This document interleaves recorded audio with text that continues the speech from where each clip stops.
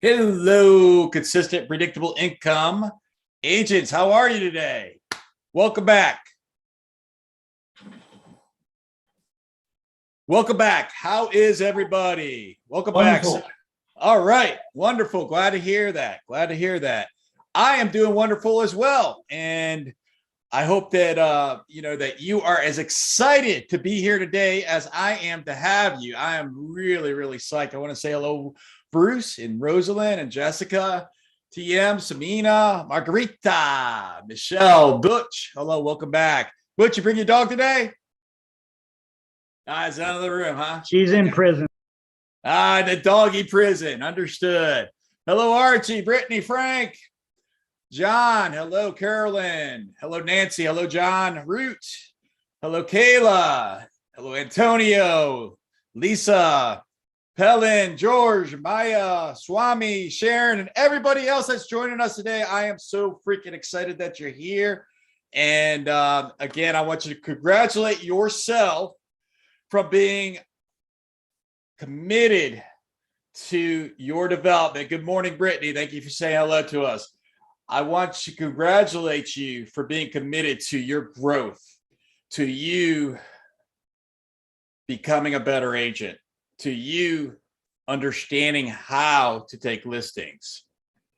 I'm going to invite for you to turn your videos on, because when you turn your videos on and when you participate, you'll make more money. Good morning to Baltimore from everybody, to John.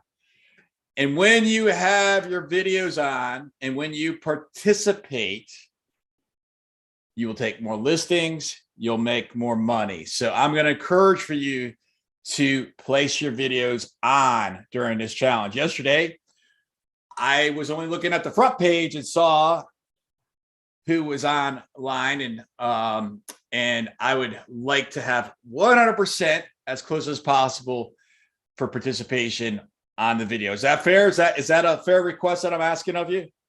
Thumbs up. Carolyn says yes. Rosalind says yes. Frank says yes. Jessica says yes. And I guess all those that I can't see right now are saying no. There's that. All right. Well, I want to welcome you back. And yesterday we went through the overall strategy of how to take listings, and then you got your homework or your daily mission, your daily CPI mission of 3 tactics. And your mission yesterday was to identify one of those 3 tactics to be able to implement. And a couple of you had commented on the group. Carolyn says, I've wanted to delve into for sale by owners for a long time, but not like other agents do. I'm looking forward to not being a pain to these people. And I almost misread that, Carolyn, to say pain in the ass, right? But I cleaned myself up. I did not say that, and neither did you, but that's the way I've read it the first time. Kayla says, Dan, I happened to listen to your podcast last week before the training even started. And that's the Consistent Predictable Income for Real Estate Agent podcast, by the way. And Kayla went on to say, and you mentioned the for sale by owner tactic. I knew right away I was going to try it. Choosing my tactic was simple. So congratulations to you ladies. And I hope that all of you have chosen your tactic. If you've not, then you have access to the CPI portal where you can go in and you can review yesterday's content and you can choose your tactic. And that's going to be very vital from this moment moving forward. Now, a lot of people have shared with me during my career and as a real estate agent, as a broker, a trainer, a coach, whatever role that I've been in, a owner of a brokerage, whatever I was doing at the time, I've had the opportunity to really have conversations with thousands and thousands of real estate agents. And a common thing that people share with me is they feel as though if being a real estate agent has some inherent risk involved with it. It's a common thing that I hear from real estate agents is that what we do is risky because we wake up every single morning and we're unemployed. And unless if we're on a sales team, or unless if we're with a brokerage that is feeding us business, feeding us listings, feeding us buyers, I've got to get out every single morning with my, with my spear, and I got to go find. That's probably a horrible analogy because I don't want to refer to our agents as someone we're going to hit with a spear. But either way, I've got to go find my next person to be able to serve, my next person to be able to exceed their expectations, my next person to be able to help. And what I have learned, particularly through this pandemic, is that at least we have the choice as a real estate agent of what we can do, of being able to create our destiny. Because I've got a friend, a very close friend of mine, who at the beginning of the pandemic, so I live right outside of Washington, D.C. in Northern Virginia, and there's a lot of government employees in my area. There's a lot of government contractors, many more contractors than employees. And the great thing with the government contractors for them is they make a lot of money. The not so great thing for them is that their job is really at risk.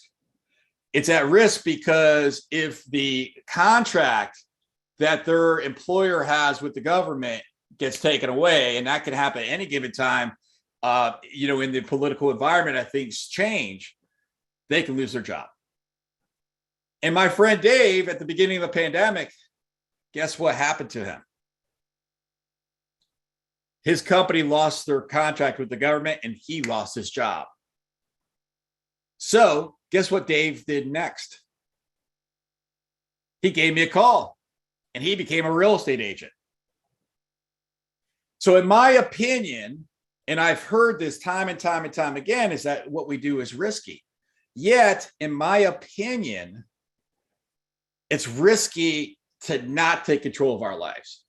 It's risky to depend on somebody else's contract or an employer or whatever the case may be to be in control of your destiny.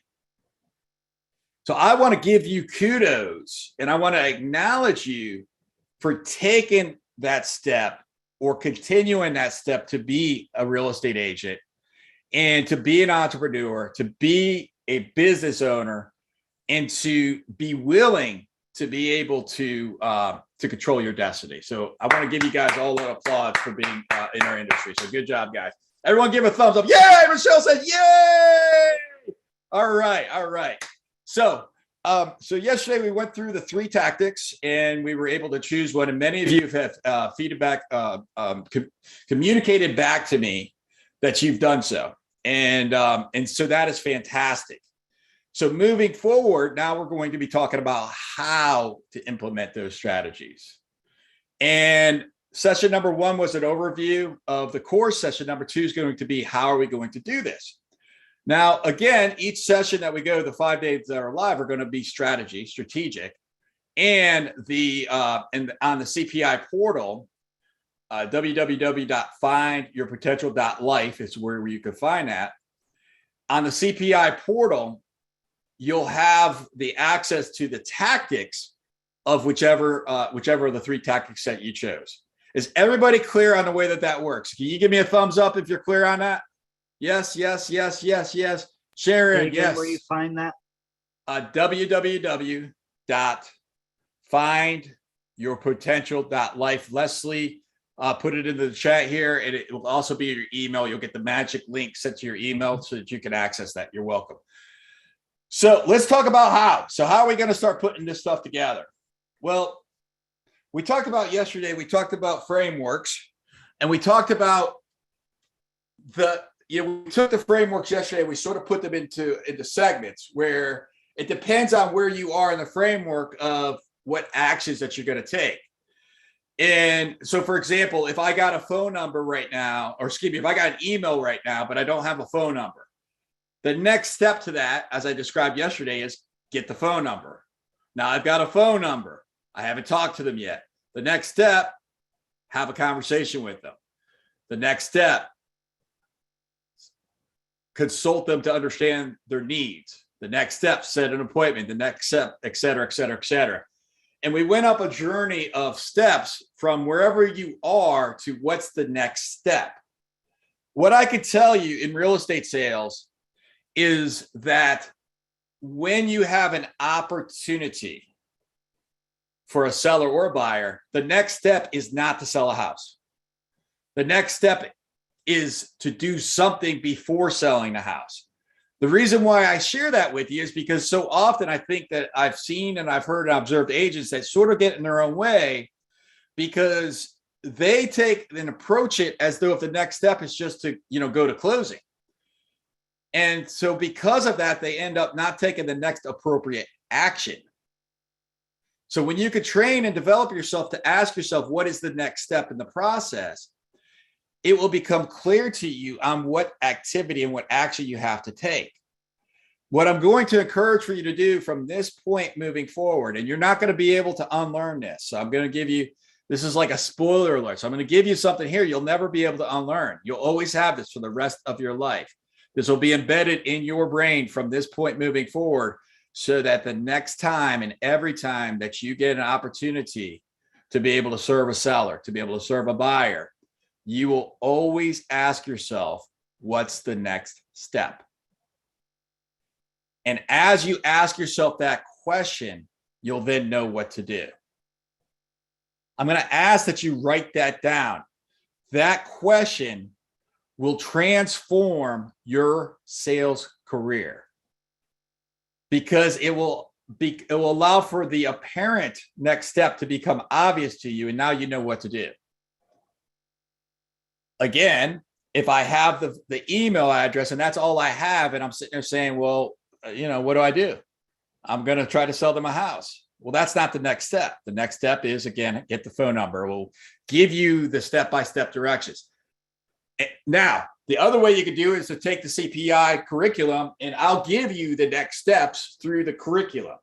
So what I want to talk to you about today is I want to talk to you about the 3 tactics, and I want to break each one of those tactics down from a strategic level. So the first thing that I want to remind you is that on the top of this journey, you're always going to be looking for a result, and that result is going to be what you're going to intend to be able to achieve.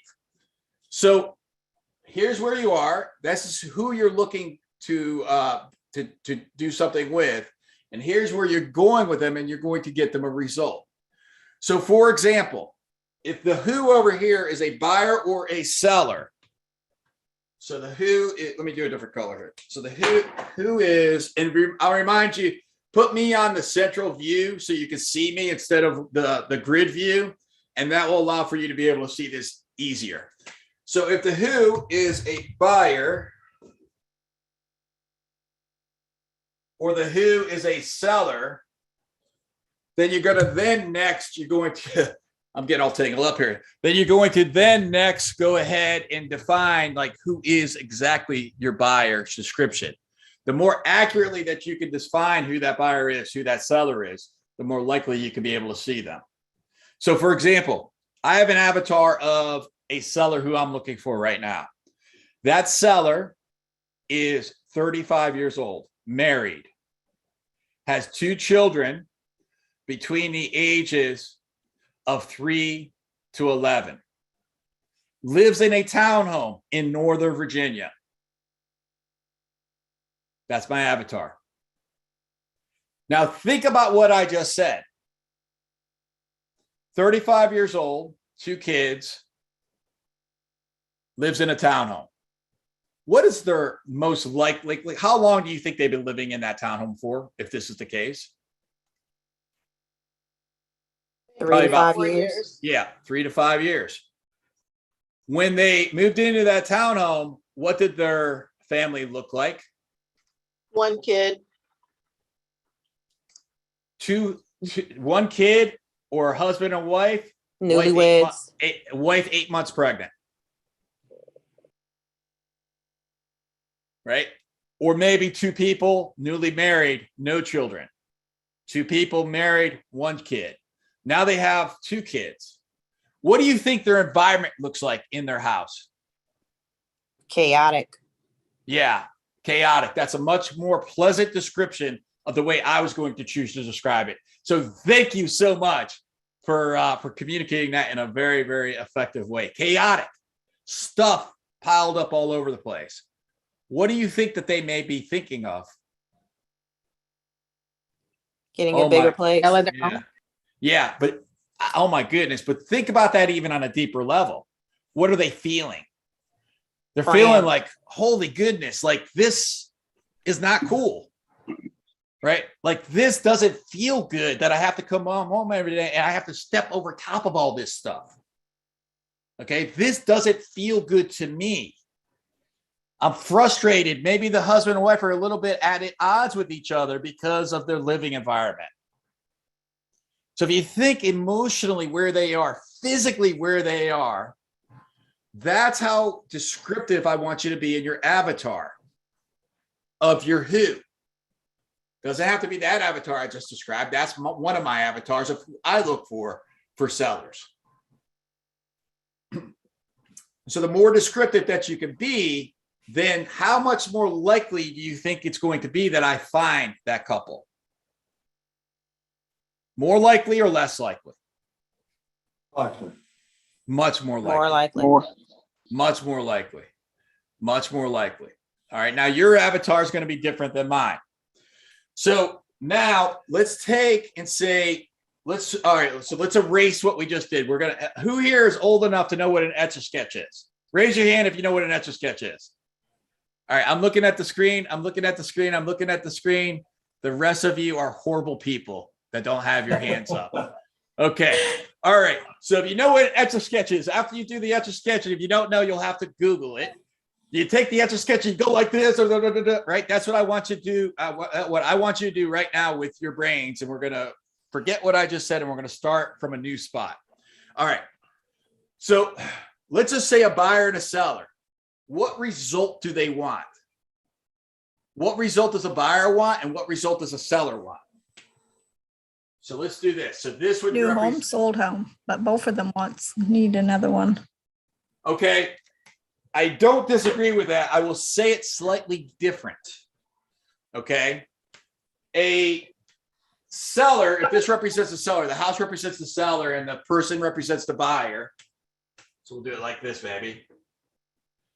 The seller, well, let's start with the buyer. The buyer wants a home. The buyer doesn't know that they need an agent at the beginning of the process, not until you've started to develop the relationship. Today, husband and wife, let's say it's that couple that I just described. They look at each other across the table tonight at the wrapping boxes for Christmas or whatever they're doing, and they're spending time with each other.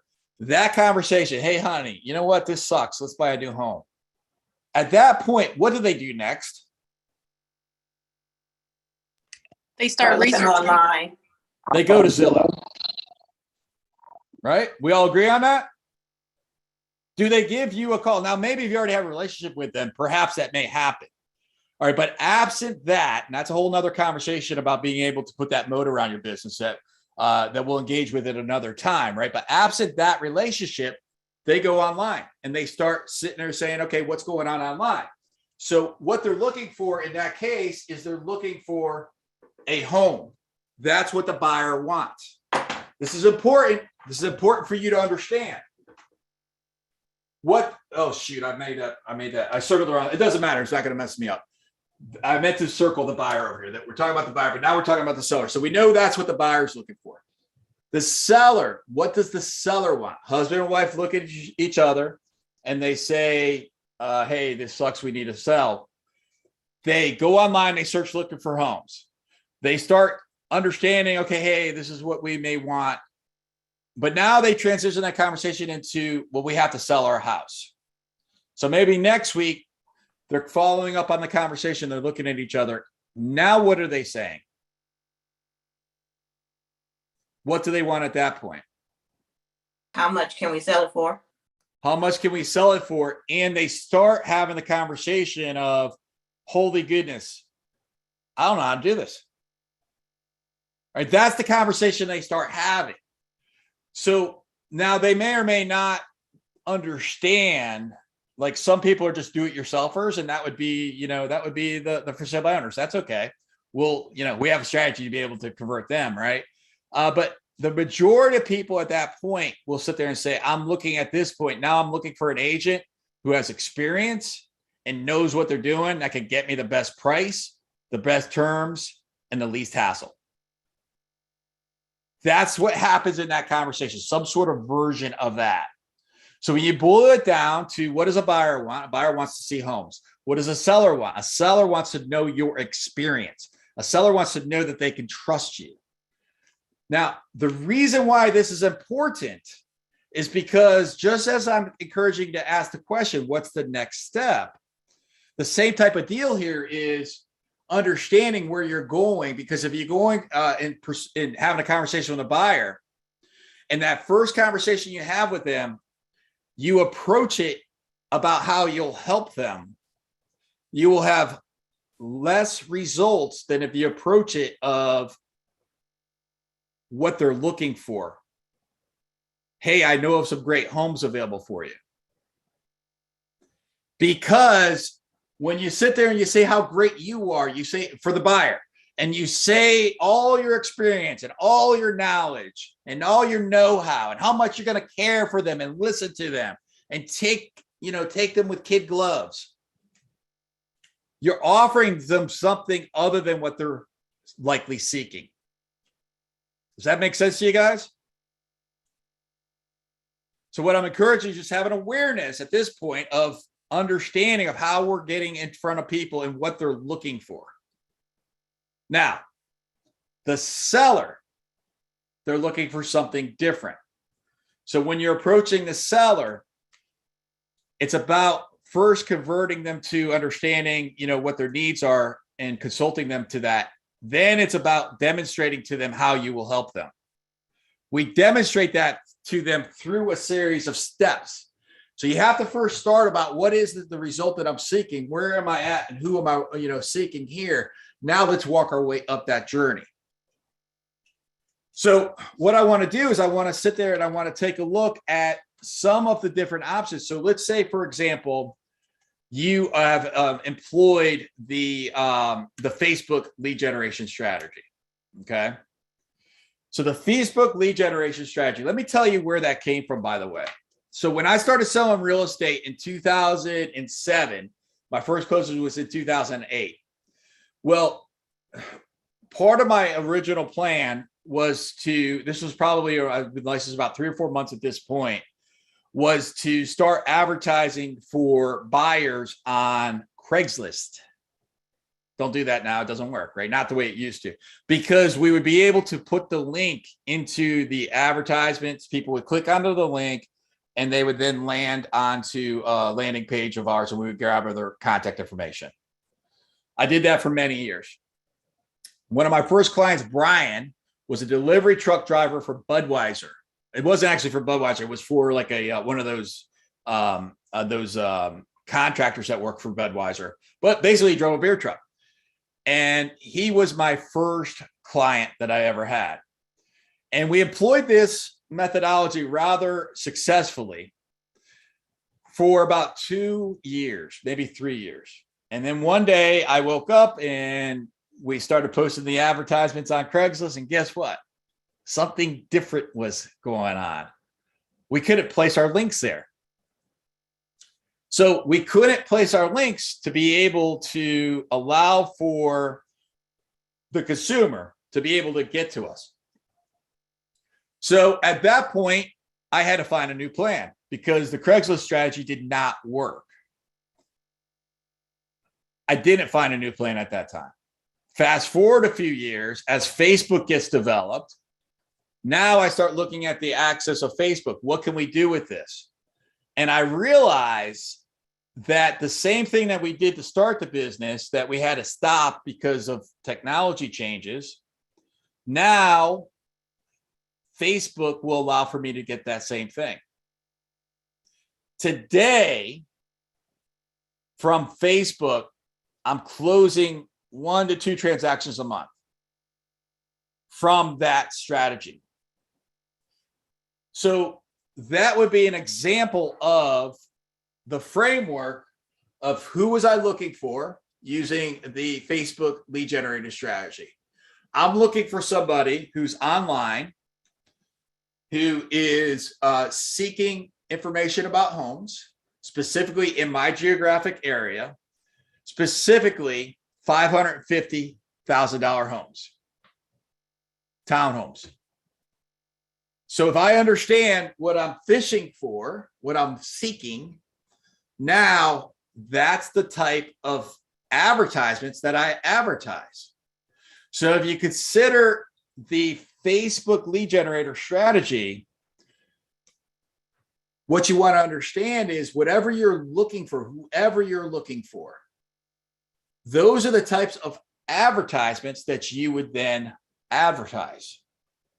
So if you're looking for that couple in that home, for that townhome, you would be advertising to them what they would then be looking for. So what is that couple in the townhome looking for?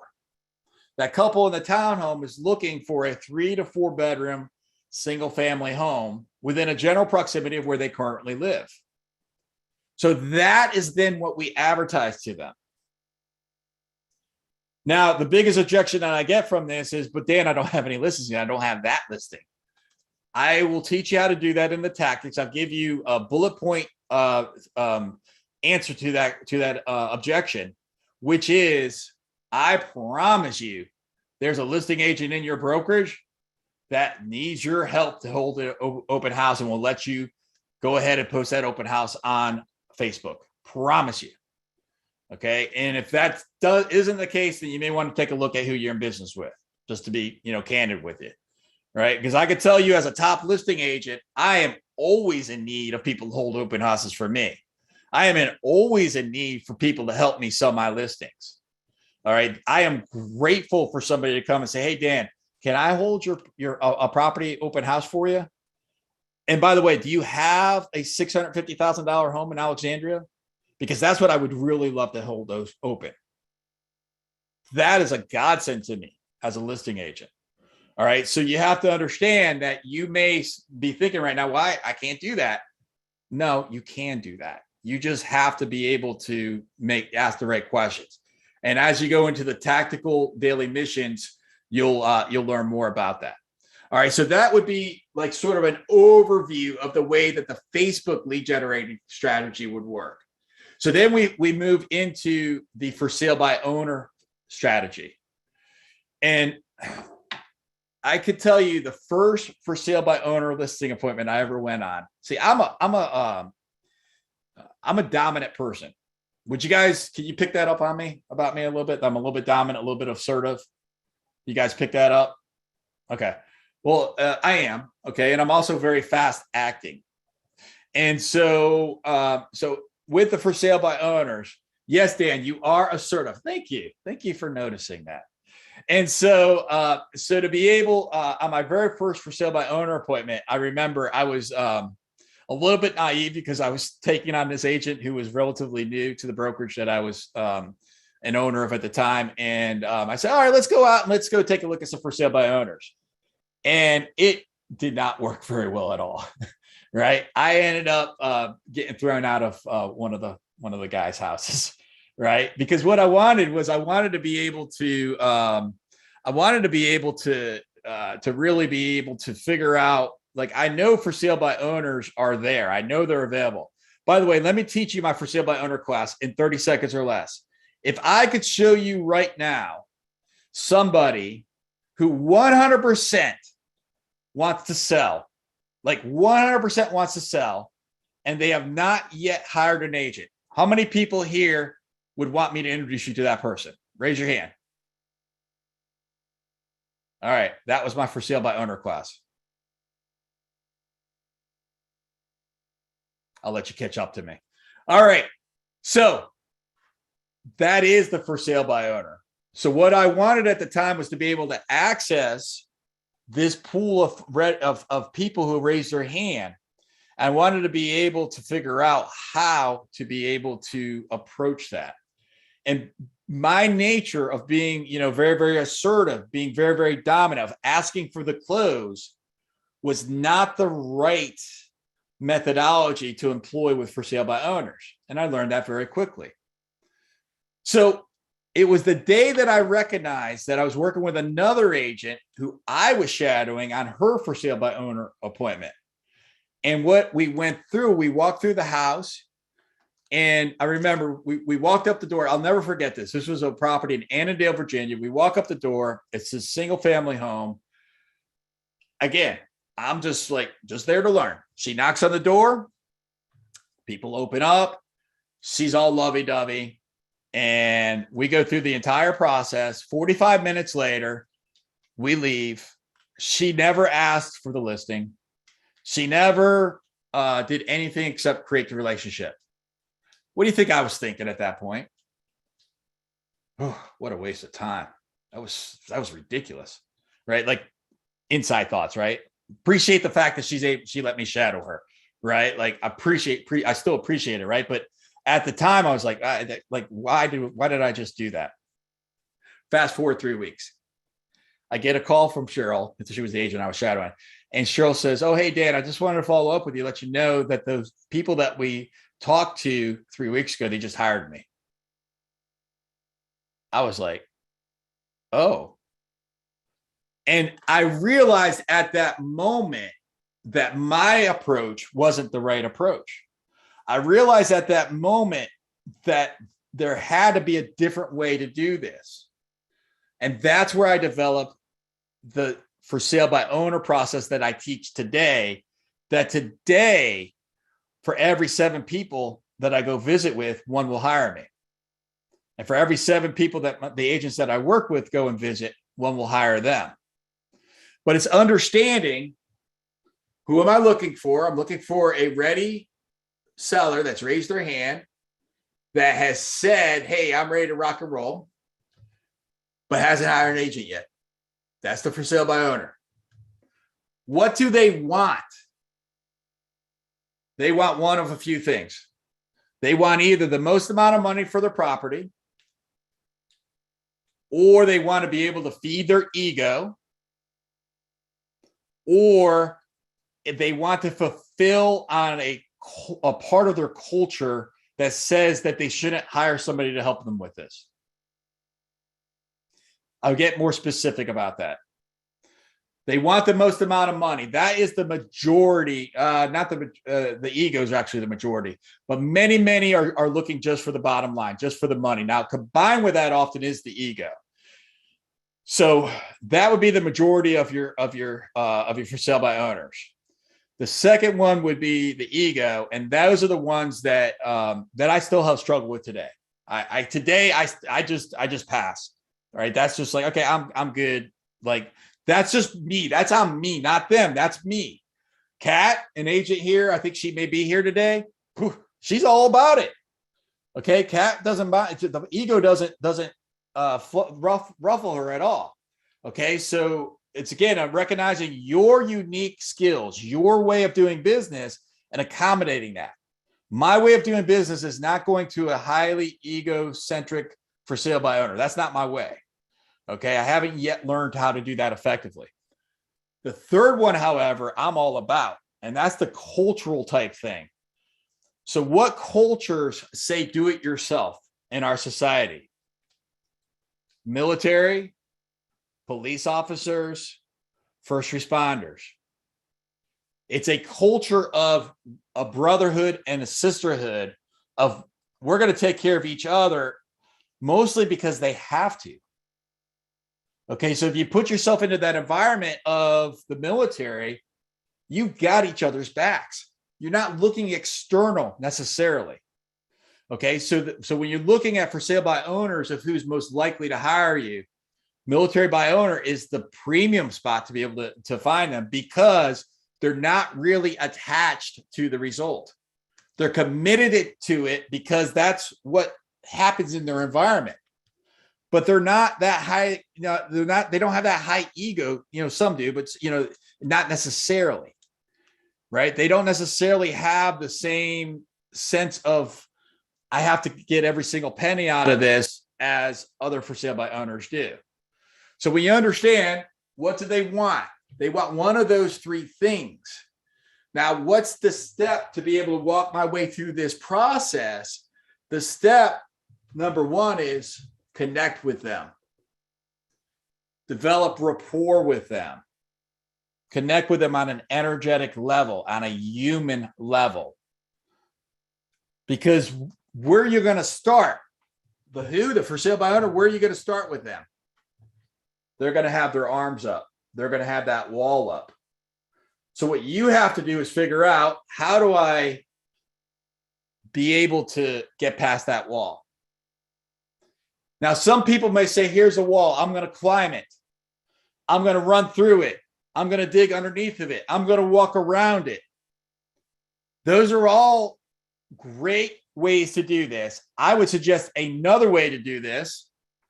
So when somebody puts a wall up, what do? Tickle them. Because when you tickle them, they got to take that wall down.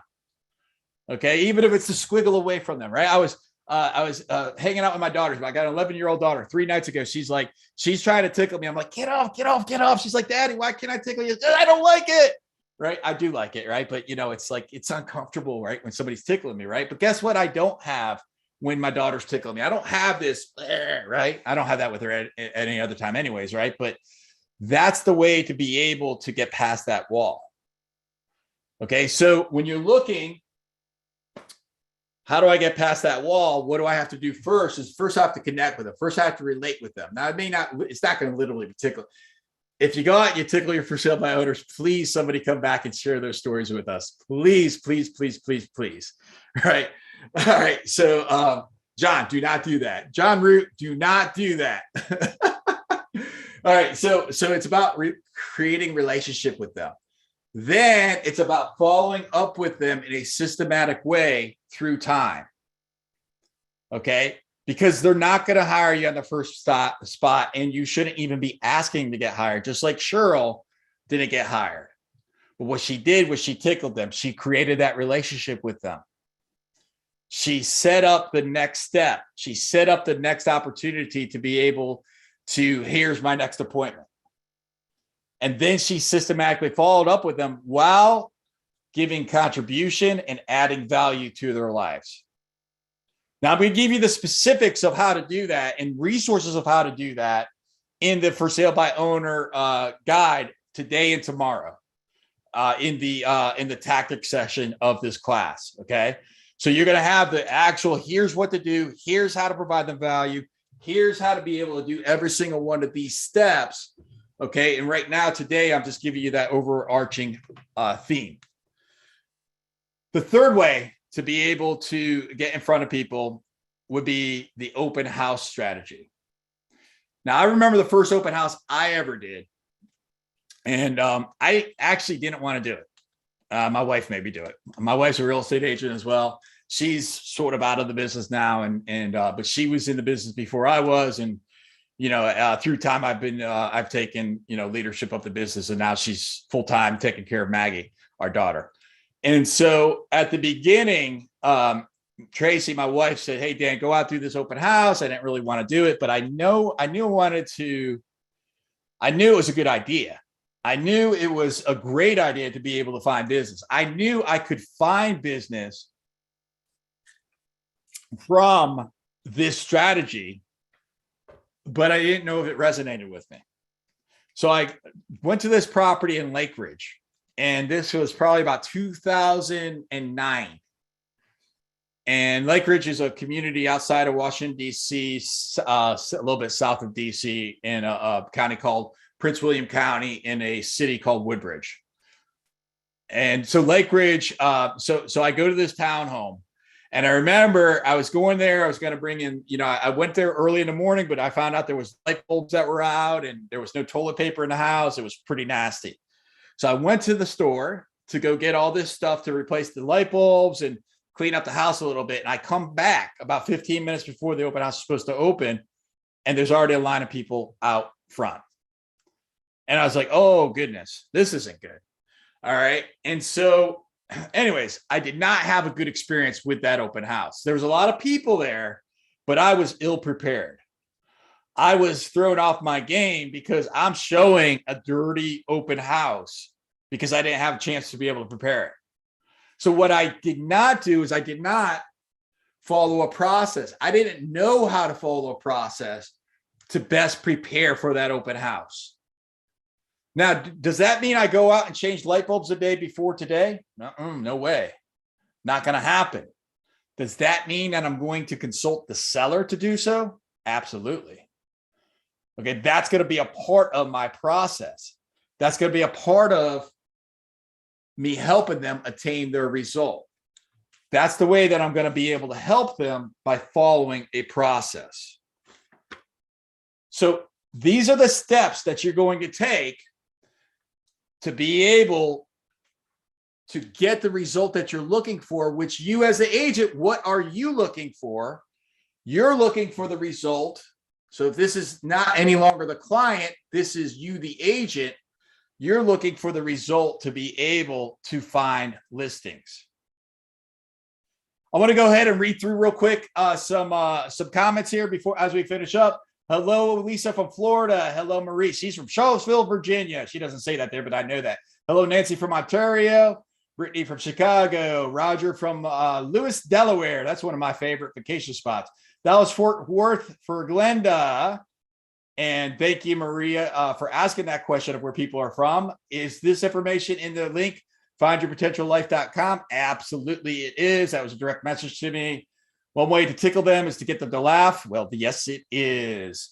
They want to pay no commission. Someone sent that to me in response to what the for sale by owner wants. Thank you. You're welcome. Yes, I don't know what that means. I have an open house coming this weekend. I could use some help to take advantage of the opportunity and generate more sellers. Yes, in the tactics, you will have that guidance. Okay, so look out your email, which will come to you in about 8 minutes from right now, and you will have the guidance to be able to do that. Yes, Dan, you are assertive. That's, never mind. I was going to give you a cheeky answer to that, a cheeky assertive answer. They will sell and they will buy 3 to 5. Do you have scripts when to do the first time conversion with the for sale by owner? Absolutely. I'm going to teach you tomorrow and today on the tactics of how to get those appointments without a cold call and what to say when you get there.